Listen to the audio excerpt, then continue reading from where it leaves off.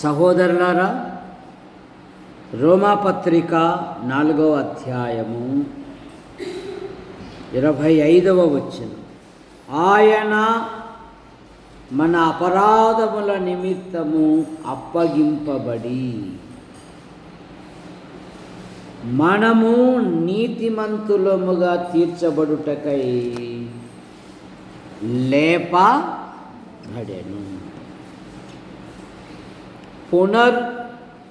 ఉత్థానము. పునరనగా తిరిగి, ఉత్థానమనగా లేచుట, తిరిగి లేచుట.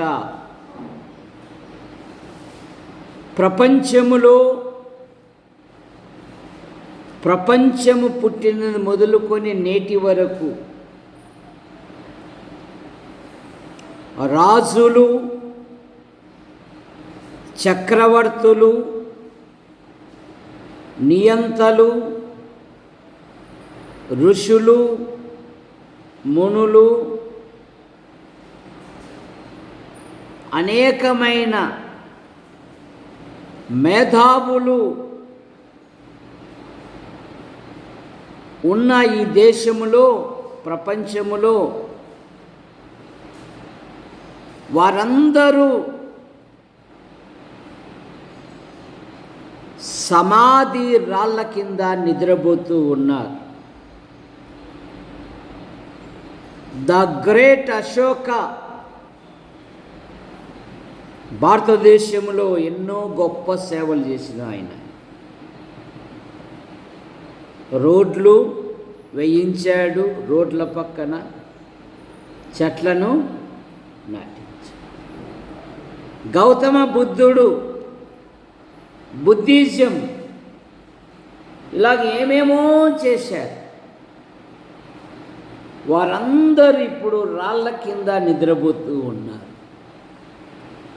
ప్రపంచములో తెరవబడిన సమాధి ఒకే ఒకటి ఉన్నది. అదే మన ప్రభువైన యేసుక్రీస్తు వారి యొక్క సమాధి. మిగిలిన సమాధులన్నీ రాళ్లతో కప్పబడి ఉన్నాయి. కానీ తెరవబడిన సమాధి ఒకే ఒకటి.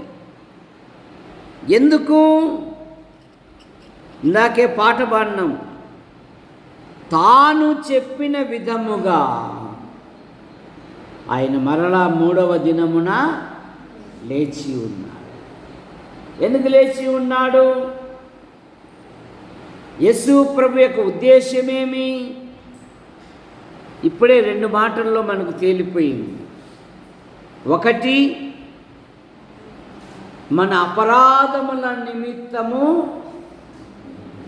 అప్పగింపబడి చనిపోయి మనలను నీతిమంతులుగా తీర్చబడుటకై ఆయన లేచి ఉన్నాడు. ఎన్నో సాక్ష్యాలు ఉన్నాయి. ఆయన లేచిన తరువాత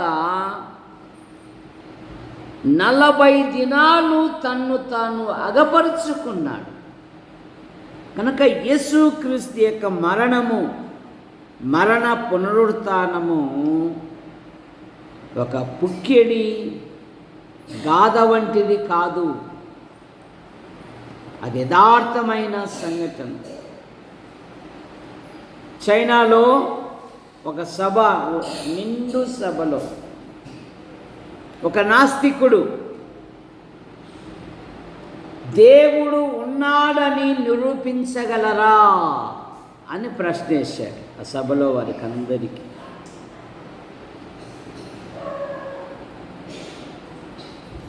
యేసు ప్రభు చనిపోయి లేచాడని నిరూపించగలరా అన్నాడు. 2వ మాట. ఎవరు సమాధానం చెప్పలేకపోయారు. యేసు ప్రభును అంగీకరించిన వ్యక్తి యేసుక్రీస్తు చనిపోయి లేచాన్ని నిరూపిస్తానని ఈ ఈస్టర్ దినాన్ని జ్ఞాపకం చేసుకుంటూ దేవునికి స్తోత్రం, అందరికీ హ్యాపీ ఈస్టర్.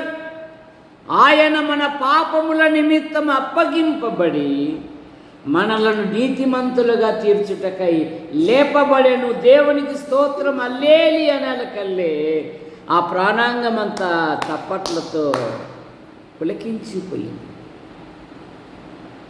ఆయన పునరుత్థానము రంగులు వేసుకోవడానికి కాదు, ఆయన పునరుత్థానము పిండి పదార్థాలకు కాదు, ఆయన పునరుత్థానము లేచిన ఈ సగం సీజన్ తీసుకుని లేయడం కాదు. ఆయన నిన్ను రక్షించుటకు, నిన్ను విమోచించుటకు, నిన్ను రక్షించుటకు ఆయన 3 దినాలు సమాధిలో ఉండి తాను చెప్పిన విధముగా. ఎందుకు వచ్చాడు ఆయన ఈ లోకానికి? ఆయన వచ్చిన ఉద్దేశమేమి? మత్తయి సువార్త 1వ అధ్యాయం 21వ వచనంలో మనకు తెలుసు కదా. ఆమె ఒక కుమారుని కనును, ఆయనకు యేసు అని పేరు పెట్టుకుంది. యేసు అనగా తన ప్రజల పాపమును పరిహరించువాడు, రక్షించువాడు. యేసు అనగా రక్షకుడు, మనలను విమోచించుటకై ఆయన ఈ లోకానికి వచ్చాడు. యేసు ప్రభువారు అన్నారు కదా మత్తయి సువార్త 20:28లో, మనుష్య కుమారుడు పరిచారము చేయించుకొనుటకు రాలేదు గాని పరిచారము చేయుటకును అనేకులకు ప్రతిగా విమోచన క్రయధనముగా తన ప్రాణము ఇచ్చుటకు వచ్చాడు. విమోచన క్రయధనముగా. ఎందుకు? 49వ కీర్తనలో ఒక మాట ఉంది, వారి ప్రాణ విమోచన క్రయధనము బహు విలువైనది, ఎవడును ఏ విధము చేతనైనను తన సహోదరుని రక్షించదు. ఆయన తన ప్రాణము పెట్టి నిన్ను నన్ను కొన్నాడు. మనము విమోచింపబడిన వారము, అమూల్యమైన రక్తముతో కొనబడిన వారము. చూసారా? క్రీస్తు రక్తముతో మనలను ఆయన కొన్నాడు. కానీ నువ్వు ఒక లోకస్తుని మాదిరి, ఒక లోకస్తురాలు మాదిరి ప్రవర్తిస్తున్నావంటే ఆయన ప్రాణ విమోచనమును నువ్వు నిర్లక్ష్యం చేస్తూ ఉన్నావు. దేవుడు తన స్వరక్తమిచ్చి సంపాదించిన తన సంకము. నిన్ను నన్ను ఏం చేశాడు? ఆయన కొన్నాడు. వస్తువులతో కాదు, ఆభరణములతో కాదు, అమూల్యమైన రక్తముతో నిన్ను నన్ను కొన్నాడు. గనుకనే మీరు మనుషులకు దాసులు కాకుడి అంటాడు. మీ దేహములతో దేవుణ్ణి మహిమపరచుడి. ఆయన నిన్ను కొన్నాడు. పాపములను తీసివేయుటకు. 1 యోహాను పత్రిక 3వ అధ్యాయము 5వ వచనం. 1 యోహాను పత్రిక 3వ అధ్యాయము 5వ వచనం. 3:5 పాపములను తీసివేయుటకై ఆయన ప్రత్యక్షమాయనని మీకు తెలియను. ఆయన యందు పాపమేమియూ లేదు. పాపములను తీసివేయుటకై ఆయన పునరుత్థానము పాపములను తీసివేయుట, రక్షించుటకై నీ కొరకు నా కొరకు తన ప్రాణమును అప్పగించి నిన్ను నన్ను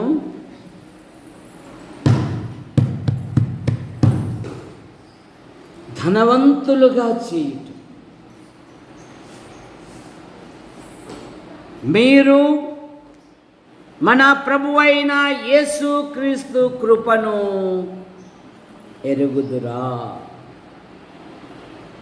ఆయన ధనవంతుడై ఉండి మీరు తన దారిద్ర్యం వలన ధనవంతులగుటకై ధనవంతుడైన క్రీస్తు ఏమయ్యాడంటమ్మా? దరిద్రుడయ్యాడు. ఆయన ఈ లోకములో జన్మించినప్పుడు పశువుల పాక యొక్క యజమాని కూడా తన ఇంటిలో చేర్చుకోలేదని. ఎక్కడ పరుండబెట్టారంట? పశువుల తొట్టిలో. కానీ అరిమత యోసేపు తన కొరకు తోలించుకున్న సమాధిలో పరుండదు. ఎందుకు?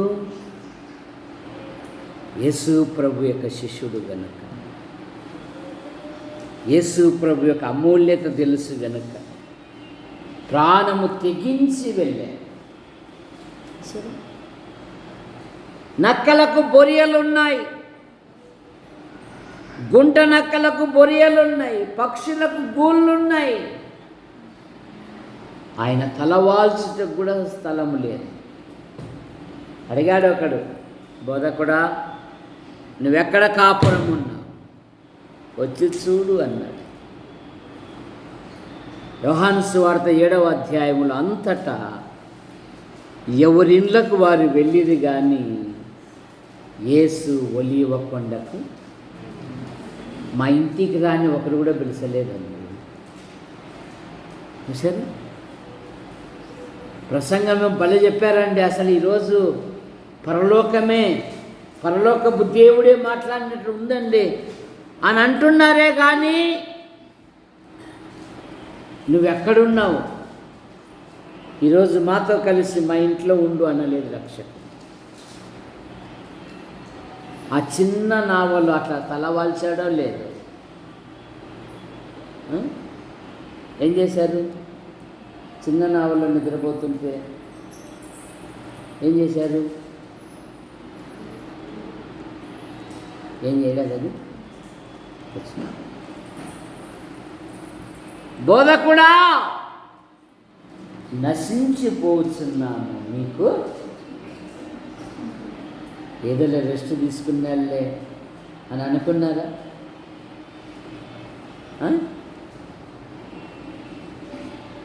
సరే, ఆయన ప్రేమగల దేవుడు. విశ్వాసమందు మనలను భాగ్యవంతులుగా చేయాలి. యాకోబు పత్రిక 2వ అధ్యాయం 5వ వచనము. యాకోబు పత్రిక 2:5. నా ప్రియ సహోదరులారా ఆలకించుడి, నారులారా ఆలకించుడి. ఈ లోక విషయములలో దరిద్రులైన వారిని విశ్వాసమందు భాగ్యవంతులుగాను తన్ను ప్రేమించు వారికి తన రాజ్య నివాసులుగా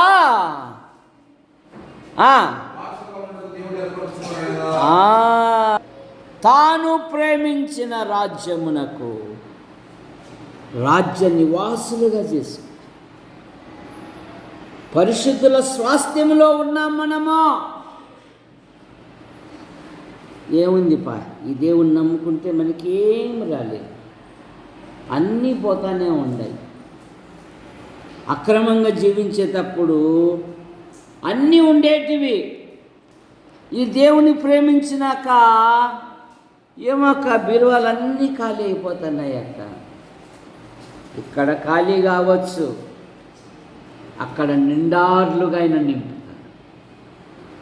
సరే, ఆయన నిండార్లుగా ఆశీర్వదిస్తాడు. మనం ఇక్కడి వారం కాదు కదా, మనం ఈ లోక వారము కాదు కదా, పరిశుద్ధుల స్వాస్థ్యములో పాలివారం మనము. మీరు క్రీస్తునందు లేపబడిన వారైతే ఎక్కడ మనసు పెట్టమన్నాడు పాల్? ఎక్కడ మనసు పెట్టమన్నాడు? గుంటూరు పెట్టమన్నాడా? ఓత్రమందిని పెట్టమన్నాడా? మనసు ఎక్కడ మనసు పెట్టమన్నాడు? అక్కడ పైనున్న వాటిని పెట్టు అన్నాడు. పైనున్న వాటిని అయ్యోడు చూసినా లేవా పైనుండే చెప్తాంటావు నువ్వు. బాగా కలర్ఫుల్గా ఉండి ఆడిడ బాగా తిని గుండ్రాయి మాదిరి ఉండి పైనున్న వాటి వంటి ఇక్కడలే. నువ్వు విశ్వాసివే, అందునివే అవిశ్వాసివే.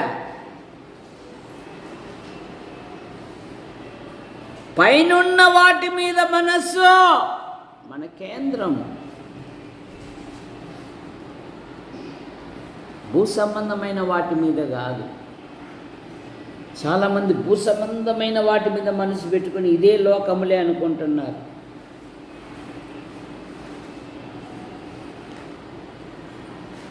ఇది కాదు లోకం.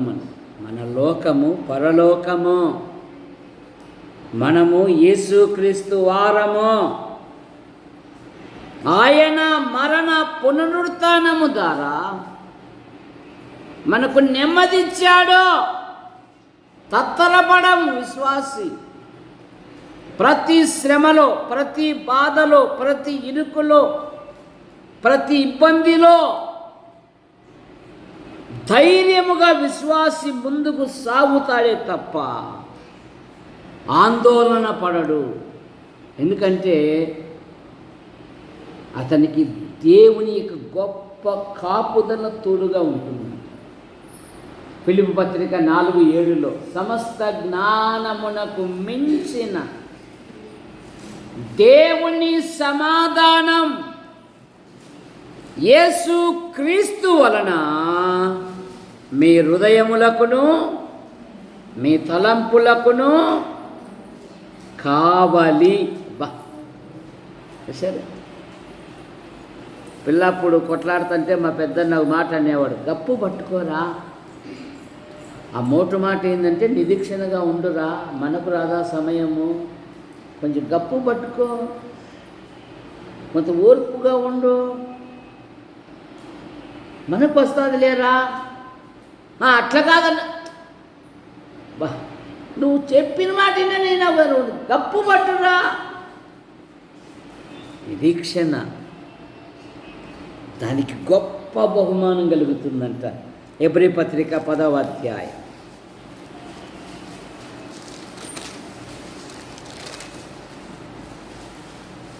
34వ వచనం, ఖైదులో ఉన్నవారిని కరుణించి మీకు మరి శ్రేష్టమైనది స్థిరమైన స్వాస్థ్యమున్నదని ఎరిగి మీ ఆస్తిని కోల్పోవుటకు సంతోషముగా ఒప్పుకొంటిరి. మీ ధైర్యమును విడిచిపెట్టకుడే, దానికి ప్రతిఫలముగా మీకు గొప్ప బహుమానము కలుగును. మీరు దేవుని చిత్తం నెరవేర్చిన వారై వాగ్దానము పొందు నిమిత్తము మీకు ఓరిమి ఏమంట మీకు ఓరిమి మనకు ఓరిమే లేదు. పాపము రాత్రి వాళ్ళ పాపత్త వాళ్ళ ఖుషి కొరకు వేడి వేడి అన్నము, వేడి వేడి ఆమ్లెట్ చేసింది, తీసుకొచ్చి మంచం మీద పెట్టింది. అప్పుడు కాదు ఇప్పుడు తినాలని ప్లేట్ ఎత్తింది, దెబ్బ కాలి మొత్తం కింద పడేసి, పైగా 2 మెతుకులు పడేళ్ళకల్లా నన్ను ఎవరు తిడతారు అని ఏడ్చుకుంటూ కూర్చుంది. ఏడించేది ఎవరు ఏమనలేరు కదా. సరే ఎందుకు తొందరగా తినాలని, ఆ వేడిని చల్లారితేనే కదా. మనకంత తొందరపాటే, తొందర వలన విలువైన ఆహారము పాడైంది. మీకు ఓరిమి, మీకు ఓర్పు, మీ సహనము సకల ప్రజలకు తెలియబరుచును. యెహోవా కొరకు నేను సహనముతో, అంతే జీవితాంతం ఆయన రాకడ వరకు, మన పోకడ వరకు ఎలా ఉండాలా? సహనముతోనే కొనసాగాలి, సహనముతోనే నడవల్ల, సహించుచూ సాగిపోవాల, సహించుచూ సాగిపోవాలి. లోకస్తులు కాదు కదా, మనం పరదేశులము, మనము యాత్రికులము. మనది ఈ లోకం కాదు, మనది పరలోకము. 1000 సంవత్సరాలు రాజుతో మనం సంచారం చేయొచ్చు, ఆనందించే ఆ పరలోకంలో ఉండాలి అంటే ఇక్కడ బాధలు, శ్రమలు, నిందలు, అవహేళనలు, ఈసడింపులు, చాడింపులు కలగక మానవు, చూసారా, కలగక కనుక సాగిపోవల్ల. మీకు ఓర్పు అవసరము, ఓర్పు అవసరము. ఆయన పునరుత్థానం వలన సమాధానము కలిగింది మనకు. రోమాపత్రిక 5వ అధ్యాయం మొదటి వచనం. రోమాపత్రిక 5వ అధ్యాయం మొదటి వచనం. 5వ అధ్యాయం మొదటి వచనం. కాబట్టి విశ్వాస మూలముగా మనము నీతిమంతులుగా తీర్చబడి మన ప్రభువైన యేసు క్రీస్తు ద్వారా దేవునితో సమాధానము కలిగి ఉన్నాము. ఏం కలిగి ఉన్నామంట? యేసు క్రీస్తు ద్వారా దేవునితో సమాధానం. ఆయన పునరుత్థానం వలన. ఒకప్పుడు మనము దూరస్తులము, మనము దూరముగా ఉన్నవారము. ఆయన మరణము ద్వారా మన ఉభయులను ఏకము కలగజేసి ఆయనే మన సమాధానకారకుడు. సమాధానం ఇచ్చాడు ఆయన. ఆయన పునరుత్థానం వలన సమాధానం. అందుకే యోబు గ్రంథం అంటుంది కదా, ఆయనతో సహవాసము చేసిన ఎడల నీకు సమాధానమును అలాగుననే నీకు మేలు. ఆయనతో సమయం దొరికిన కొలది డ్యూటీ నుండి వస్తానే దైవ గ్రంథం పఠించాలి. ఖాళీ సమయములో నీ భార్య కొరకు, ఖాళీ సమయములో నీ భర్త కొరకు, ఖాళీ సమయములో నీ పిల్లల కొరకు, ఖాళీ సమయములో నీ అవసరాల కొరకు ప్రార్థన చేయాలి. డ్యూటీ నుండి క్షేమంగా వచ్చావు, అందును బట్టి ప్రభుని స్తుతించాలి. అదే సమయములో దైవిక కార్యక్రమాలు జరుగుతూ ఉంటే అందులో వెళ్ళాలి. ఎదగాలి మనము, ఆడే ఉండకూడదు. అంతకంతకు ఏదబ్బా అంతకంతకు భక్తి రాను నీరసమైపోతా ఉంది. సరే, అంతకంతకు ఎదగమని బైబిల్ చెప్తా ఉంటే మనకు అంతకంతకు నీరసమైపోతా ఉంది. ఆయన సమాధానం, ఆయన పునరుత్థానం వలన పాపాలు క్షమించబడ్డాయి. ఆయన పునరుత్థానం వలన పాపాలు తీసివేయబడ్డాయి. ఆయన పునరుత్థానం వలన అపవాది క్రియలు లయం చేశాడు ఆయన. 1 యోహాను పత్రిక 3వ అధ్యాయం 4వ వచనం. 3వ అధ్యాయము 4వ వచనం.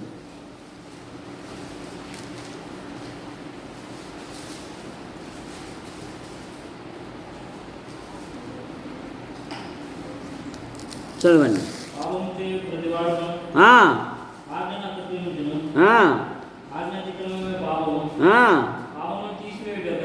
పాపములను తీసివేయుటకై ఆయన ప్రత్యక్షమాయను, మీకు తెలియను.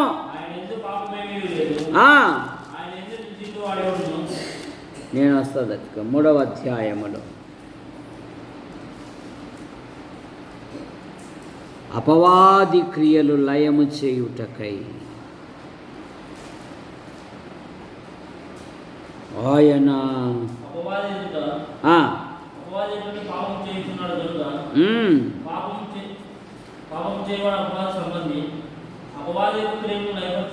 అది అపవాది క్రియలను లయపరచుటకే దేవుని కుమారుడు ప్రత్యక్షమైన. అపవాది క్రియలను, అపవాది తంత్రములను, అపవాది కార్యములను ఆయన లయపరిచాడు. ఎందుకంటే అపవాది దేవుని పిల్లల మీద ఏం చేస్తాడంట వాడు? దేవుని పిల్లల మీద ఏం చేస్తాడంట వాడు ఫిర్యాదిదారుడు. ఏదో ఒక తప్పు చూపుతానే ఉంటాడు. జకర్యా గ్రంథం 3వ అధ్యాయం 1వ వచనం. జకర్యా గ్రంథం 3వ అధ్యాయం 1వ వచనం.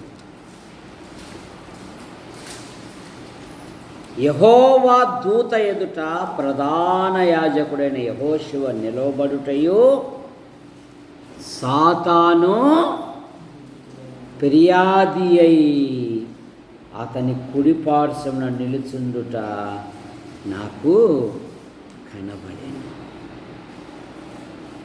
సాతాను ఫిర్యాదిదారి. వాని మనస్సు తన ప్రజల మీద కాదు, వాని మనస్సు లోకం మీద కాదు, వాని మనస్సు దేవుని పిల్లల మీద. పేతురుపత్రికలు అదే కదా, ఎవరిని మృంగుదునా అని వాడు రాత్రింబగళ్ళు ఎంత చురుగ్గా పనిచేస్తున్నాడో చూడండి. ఎందుకు? తనకు సమయం కొంచెమని తెలిసి కూడా, మనకన్నీ తెలిసి కూడా యోనాలాగా నిద్రపోతుతనంలో కలిగి ఉన్నాడు. తనకు సమయం కొంచెమే అని తెలిసి వాడు బహు ప్రయాసపడుతూ ఉన్నాడు. ప్రకటన గ్రంథంలో ఏమని రాయబడింది? మన సహోదరుల మీద నేరము మోపువాడైన అపవాది. చూసావా? అపవాది పిల్లలకు, అపవాది సంబంధికులకు, వానికి లోకం మనుషుల మీద లేదు, వాని మనసు అంతా భక్తుల మీదనే, దేవుని పిల్లల మీదనే. వారి సహవాసాన్ని ఎలా చెడగొడదామా, వారిలో ఉన్న సంతోషాన్ని విడగొడదామా? సరే, మాటల చేత చిక్కులు పెడతాడు, మాటల వలన ఇబ్బందులు పెడతాడు. తెలివైన వాడు తప్పించుకుంటాడు. ఇవి అపవాది పని, ఇది అపవాది యొక్క ఆలోచనలు. సరే, వాడి ఫిర్యాదుదారి ఎట్లయినను ప్రభు పట్ల ఉన్న సరతలను తొలగించాలని ప్రయత్నం చేస్తాడు. 2 కొరింథీ పత్రిక 11వ అధ్యాయం. నైనా ఆ శాంతమ్మ గారు దిగుతున్నారు, ఒక్కరన్నా చేయి పట్టుకోరని మనల్ని అంటూ ఉంటుంది. పాలు వృద్ధ చేయి పట్టుకోని ఆయన ఏందప్పో ధనమయ్య, మీ చర్చికి వచ్చే ఒక్కరు కూడా చేయి పట్టుకోరు, నన్ను మెట్లు ఇచ్చెక్కి నేను రానుపో అంటుంది ఆయన.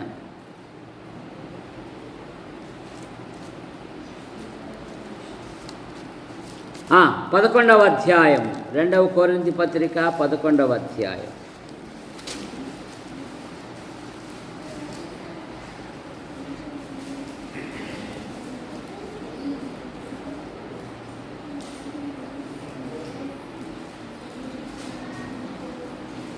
మూడవ వచనము నుండి, సర్పము తన కుయుక్తి చేత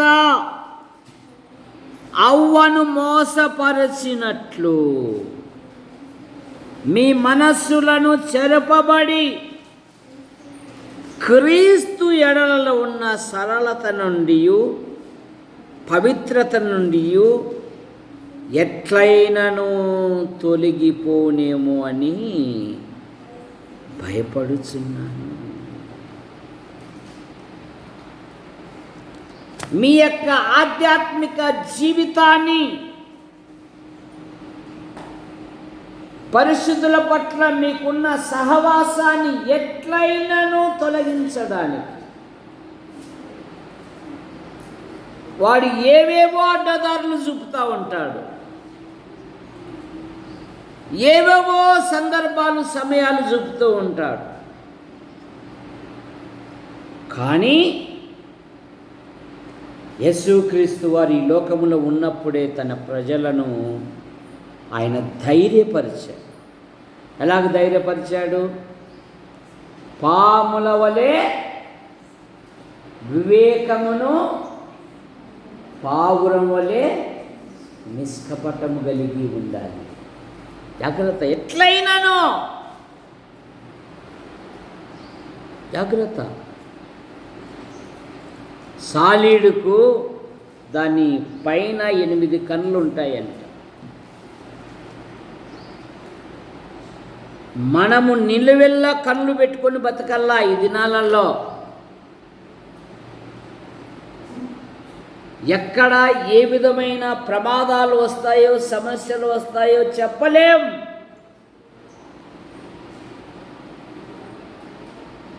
నిలువెల్లా వెనక ముందు ఆవరించుకొని చూసుకోవాలి నా ఆత్మీయ స్థితి ఎలాగ ఉంది అని.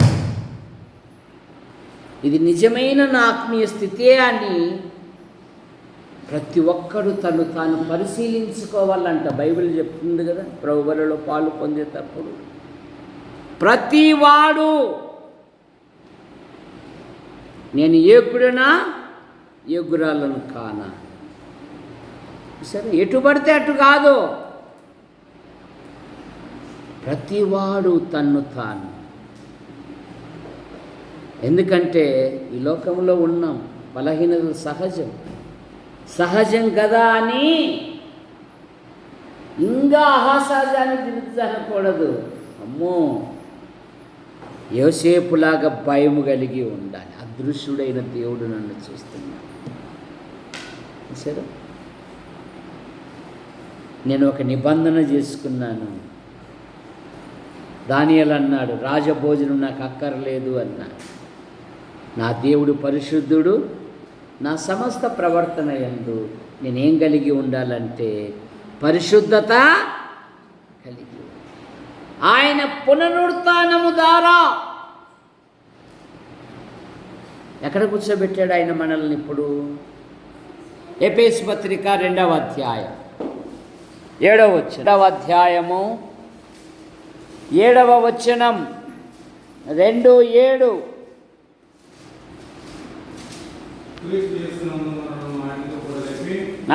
క్రీస్తు యేసునందు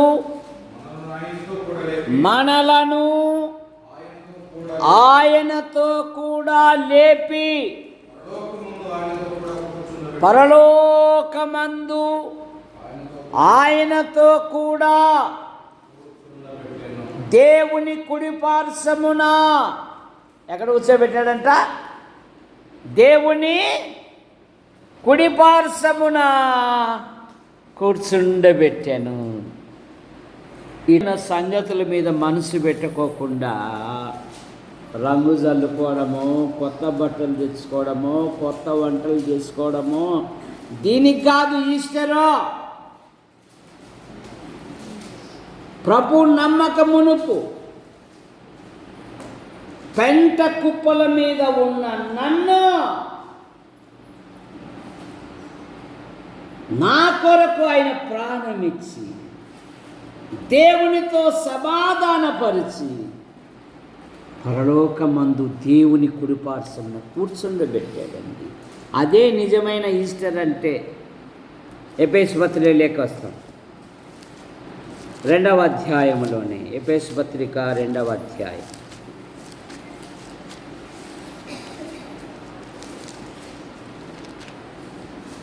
4-5 వచనాలు.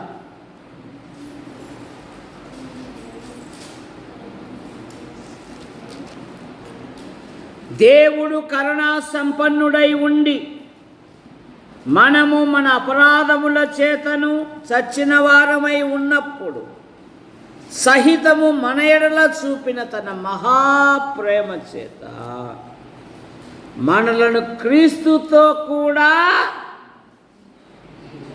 బ్రతికించెను. కృపచేతనే మీరు రక్షించబడి ఉన్నారు. క్రీస్తు యేసునందు ఆయనతో కూడా లేపి మనలను పరలోకమందు ఆయనతో కూడా కూర్చుండబెట్టాడు. ఆయన కుడిపార్శ్వమున మనం చూసారు. ఎక్కడో ప్రభు నమ్మనప్పుడు పెంట కుప్పల మీద ఉన్న మనలను పరిమళ వాసనగా చేసుకొని ఎక్కడ కూర్చోబెట్టాడంట? పరలోకపు స్వాస్థ్యములో, పరిశుద్ధుల స్వాస్థ్యములో. కొలస్సీ పత్రిక 1వ అధ్యాయం. కొలస్సీలకు రాసిన పత్రిక 1వ అధ్యాయం.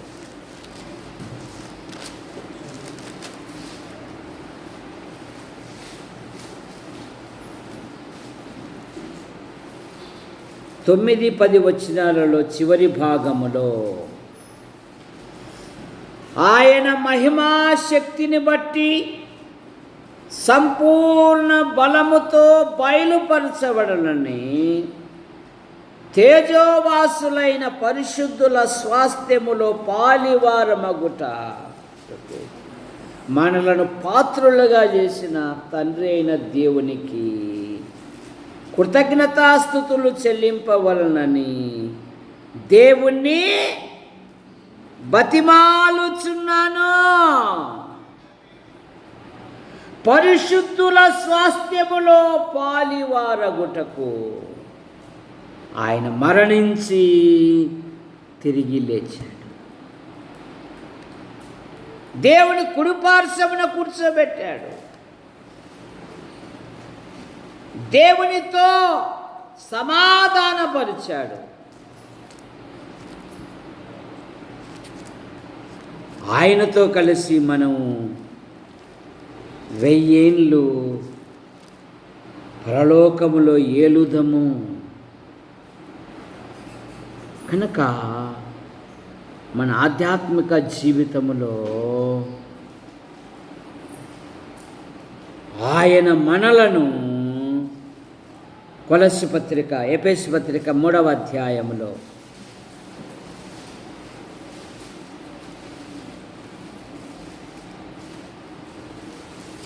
8-9 వచనాలు. దేవుడు మన ప్రభువైన క్రీస్తునందు క్రీస్తు యేసునందు చేసి నిత్య సంకల్పమును పరలోకములో ప్రధానులకును అధికారులకును సంఘము ద్వారా తన యొక్క నానా విధమైన జ్ఞానము ఇప్పుడు తెలియబరచబడలను ఉద్దేశించి శోధింప శక్యము కాని క్రీస్తు ఐశ్వర్యము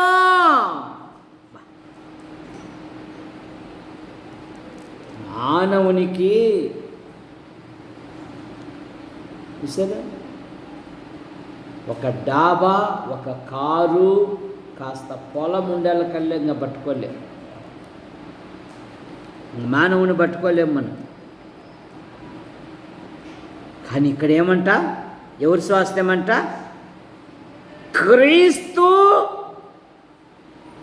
శోధింప శక్యము గాని ఐశ్వర్యమును అన్యజనులలో ప్రకటించుటకును సమస్తమును సృష్టించిన దేవుని యందు పూర్ణకాలం నుండి మరుగై ఉన్న ఆ మర్మమును గూర్చిన ఏర్పాటు ఎట్టిదో అందరికీ తేటపరచుటకును పరిశుద్ధులందరిలో అత్యల్పుడైన నాకు ఈ కృపను అనుగ్రహించెను. క్రీస్తు ఐశ్వర్యమును ప్రకటించుటకు శోధింప శక్యము గాని దేవుని ఐశ్వర్యం. కనుక పునరుత్థానం యొక్క ఉద్దేశం ఏంటంటే మన పాపముల నిమిత్తము ఆయన అప్పగింపబడి మనలను నీతిమంతులుగా తీర్చబడుటకై ఆయన లేచి ఉన్నాడు. మన పాపాలు క్షమించాడు, మన పాపాలు తీసివేశాడు, అపవాది క్రియలు లయం చేశాడు, విశ్రాంతినిచ్చాడు, దేవునితో సమాధానపరిచాడు, దేవుని స్వాస్థ్యములో కూర్చొనిబెట్టిన ప్రభును మనం ఎంతగానో స్తుతించాలి. ఇప్పుడు ఒక పాట ఉంది, సహోదరులారా ప్రార్థన చేసుకుందాం. మా యేసు ప్రభువా, మీకే స్తుతి స్తోత్రములు చెల్లిస్తున్నాం. రాకడి దినాలు, అంత్య దినాలు, అపాయకరమైన దినాలలో గత వారమంతా మీరు కాపాడి మరో నూతన వారాన్ని, ప్రభు దినాన్ని బహుమానంగా ఇచ్చారు. మీకు స్తోత్రములు. యాడికి క్రైస్తవ కూడిక గృహం కుటుంబాన్ని మీరు రెక్కల కింద ఉంచుకొని కాపాడమని అడుగుతున్నాం. యేసు ప్రభువా, మీ కృపను దయచేయండి. సంఘములో చేర్చబడిన ప్రతి కుటుంబాన్ని కూడా మీరు ఆశీర్వదించమని అడుగుతున్నాం. ప్రతి కుటుంబములో ప్రతి విధమైన అవసరాలు కూడా మీరు తీర్చమని అడుగుతున్నాం. అయా సహాయం మీరు దయచేయండి. సంఘములో కొందరు ప్రభుత్వ శాఖల్లో, ప్రైవేటు సంఘాల్లో విభిన్న రీతిగా డ్యూటీలు చేయిస్తున్నారు.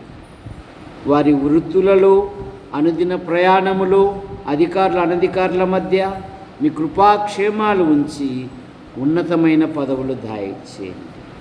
పరీక్షల్లో తప్పిపోయిన పిల్లలు తిరిగి పరీక్షలు రాస్తూ ఉండగా మంచి ఫలితాలతో పాస్ అవుటకు మీ కృపను దయచేయండి. మంగళవారం దొరైస్వామి పంటను మరి మార్కెట్లో అమ్మడానికి తీసుకొని వెళ్తుండగా ప్రయాణాన్ని దీవించండి. కన్నీటితో విత్తువాడు సంతోషముతో పనులు కోసుకొని వచ్చును. పిడికెడి విత్తనములు విత్తుతూ ఏర్చుకొని పోవాడు ఆనందగానముతో వచ్చుననే మాటను బట్టి స్తోత్రం. వారు వేసిన వివిధ పంటలు మంచి ధరకు అమ్మబడినట్లుగా మీ కృపను దయచేయండి.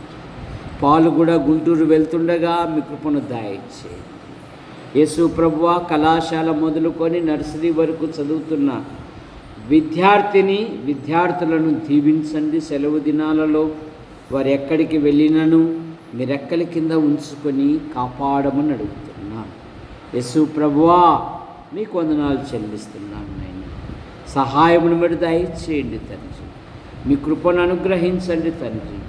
ఎండలు అధికంగా ఉన్నాయి, ఎటువంటి బలహీనతలు గురి కానివ్వకుండా కాపాడు.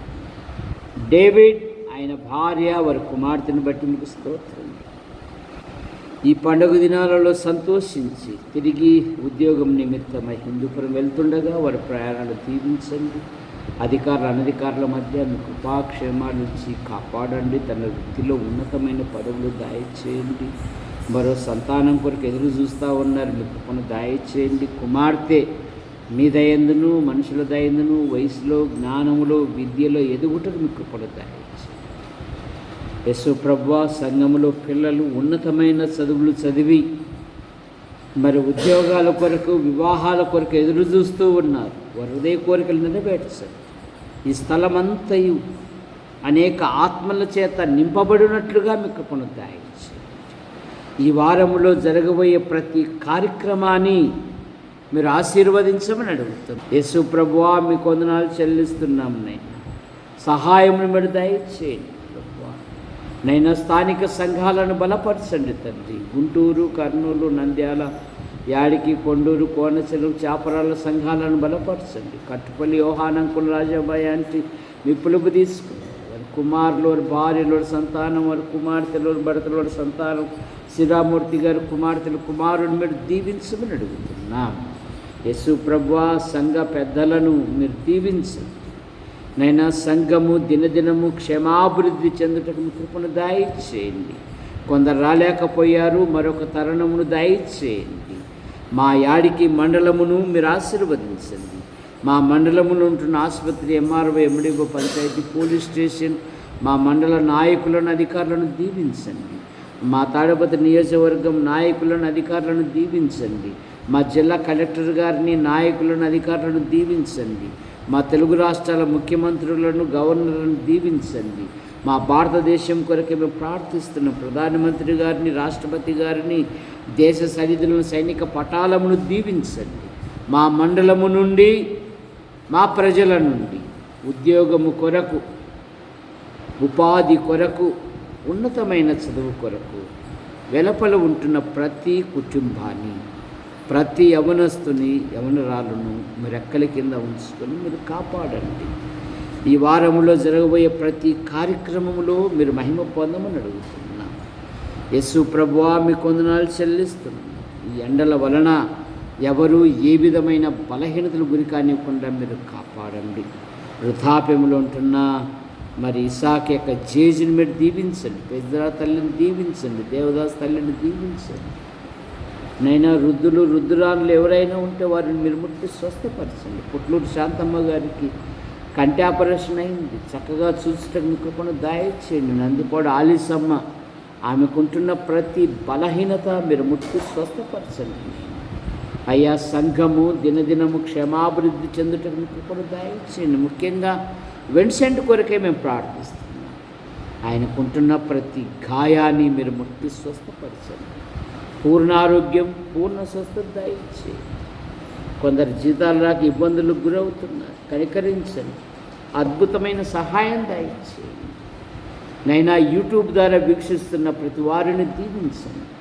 మా కొరకు ప్రార్థిస్తూ, మా అవసరాలు తీరుస్తూ, మేము ప్రేమిస్తున్న ప్రతి వారిని దీవించండి. కోయిలకుంట్ల నుండి వచ్చిన ఆమె కుటుంబ సభ్యులను కూడా దీవించి మీరు మహిమ పొందండి. దారా రవిని నడిపించాలి, మీకు స్తోత్రములు.